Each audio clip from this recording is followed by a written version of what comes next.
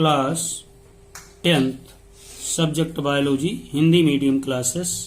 आज आपका टॉपिक है जैव विकास के सिद्धांत, जिसे थ्योरी ऑफ ऑर्गेनिक एवोल्यूशन कहते हैं। जैव विकास एक बहुत ही धीमा प्रक्रम है, तो इसे किसी के द्वारा देखना संभव नहीं है, परंतु इसके लिए समय समय पर अनेक सिद्धांत प्रस्तुत किए गए, जिनमें लैमार्कवाद, डार्विनवाद, नव डार्विनवाद, उत्परिवर्तनवाद प्रमुख है। आपको सबसे पहले आज लैमार्कवाद के बारे में बताया जा रहा है। जैव विकास के सिद्धांत में फ्रांसीसी वैज्ञानिक डी लैमार्क ने अपना सिद्धांत सबसे पुराना रखा। इन्होंने कहा 1809 में जैव विकास संबंधित अपने विचारों को फिलासफिक जूलॉजिक नामक पुस्तक में प्रकाशित किया। अर्थात फिलासफिक जूलॉजिक बहुत ही महत्वपूर्ण पुस्तक का नाम है, जिन्होंने लैमार्क ने प्रकाशित किया था। इस सिद्धांत लैमार्कवाद के नाम से प्रसिद्ध हुआ। लैमार्कवाद 4 तथ्य पर निर्धारित है। कौन कौन तथ्य हैं? पहला तथ्य है जीव में आकार में वृद्धि करने की प्रवृत्ति। लैमार्क के अनुसार प्रत्येक जीवधारी अपने अंगों में वृद्धि करता है। दूसरा है वातावरण का प्रभाव। दूसरे में कहा कि जीव पर वातावरण में होने वाले परिवर्तनों का अप्रत्यक्ष रूप से प्रभाव पड़ता है। प्रत्यक्ष या अप्रत्यक्ष रूप से प्रभाव पड़ता है, जिसके कारण जीव के शरीर की रचना एवं स्वभाव निरंतर परिवर्तन होते रहते हैं। जैसे इन्होंने कहा कि वातावरण का प्रभाव, तो उदाहरण लिया जिराफ की गर्दन। कहा जिराफ की गर्दन तथा अगली टांगों का लंबा होना। अफ्रीका के रेगिस्तान में पाया जाने वाला लंबी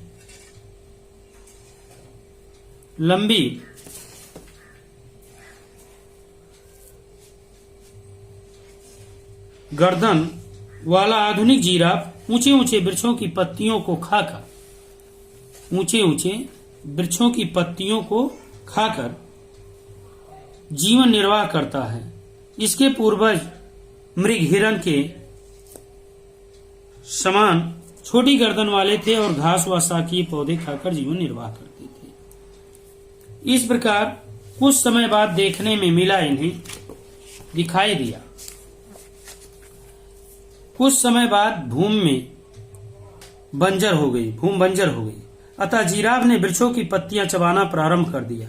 वृक्षों पर नीचे लगी पत्तियों के समाप्त होने पर ऊंचाई पर लगी पत्तियों तक पहुंचने के लिए जिराफ को अगली टांगों का उचकाने और अपनी गर्दन ऊपर की ओर खींचने की आवश्यकता हुई। पीढ़ी दर पीढ़ी गर्दन व अगली टांगों के अधिक उपयोग से जिराफ की गर्दन व अगली टांग लंबी होती गई। ये वर्तमान जिराफ का अस्थायी लक्षण बन गया। देखिए, पहला जिराफ का दिया है, ये छोटे ग्राजिंग कर रहा है नीचे, धीरे धीरे पत्तियों को ऊपर, सिर को उठा रहा है और तीसरे पोजीशन पर काफी सिर को बड़ा करके और दोनों पैरों से उछलना प्रारंभ कर दिया। इस प्रकार आज देखने को मिलते हैं जिराफ में लंबी गर्दन हो गई। दूसरा उदाहरण दिया सर्पों का। किसका उदाहरण दिया? सर्पों का।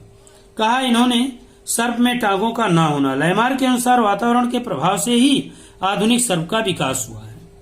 प्रारंभ में सर्पों के पूर्वज भी टांगों वाले थे, अर्थात टांग हुआ करते थे। ये टांगे इन्हें घास फूस व झाड़ियों में दौड़ने, बिलों में घुसने के लिए रुकावट डालती थी। टांगों का उपयोग न होने से धीरे धीरे ये छोटी होती गई और विलुप्त हो गई। इस प्रकार इनको बिल में घुसने के लिए अनुकूलित शरीर पतला व लंबा हो गया और परिवर्तन में हजारों वर्ष लग गए। सर्पों का अस्थायी लक्षण ये बन गया। आज देखने को मिलता है सर्पों में कोई पूंछ नहीं होती। नम स्थानों पर उगने वाले पौधों की तुलना में शुष्क स्थानों पर उगने वाले पौधों की जड़ें जल प्राप्ति के लिए लंबी होकर भूमि में अधिक गहराई तक जाती हैं। तीसरा पॉइंट इन्होंने रखा, अंगों का उपयोग और अनुपयोग।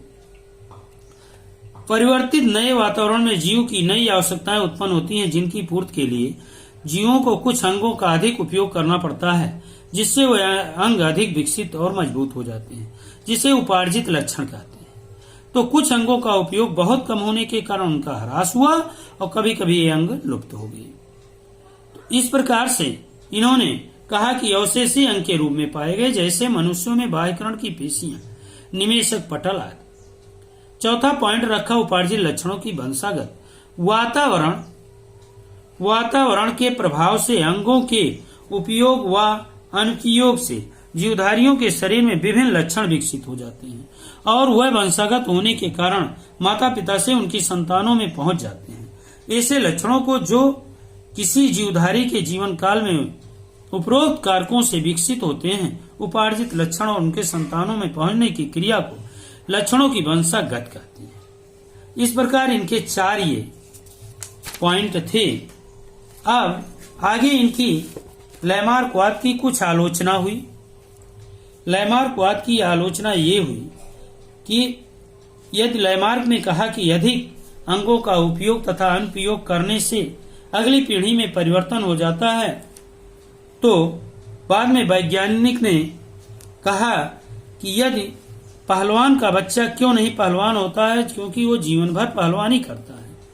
कसरत करने वाला आदमी का बच्चा शुरू से मजबूत होना चाहिए, कसरत करने के योग्य हो जाना चाहिए, लेकिन ऐसा क्यों नहीं होता। इंजीनियर का लड़का इंजीनियर होना चाहिए, डॉक्टर का लड़का डॉक्टर होना चाहिए। लैमार्क के अनुसार ये चीज होना चाहिए, लेकिन ऐसा नहीं होता है।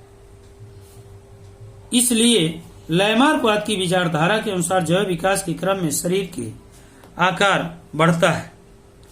ये सही नहीं है। जहां एक और विकास क्रम में कुछ जंतुओं पौधों में आकार बढ़े हैं, वहीं उनकी जातियों के शरीर के आकार घटे भी हैं। इस प्रकार से इनकी आलोचना भी हुई लैमार्कवाद की। अगला टॉपिक आपका डार्विनवाद रहेगा। आज का ये टॉपिक यहीं पर एंड होता है। Thank you.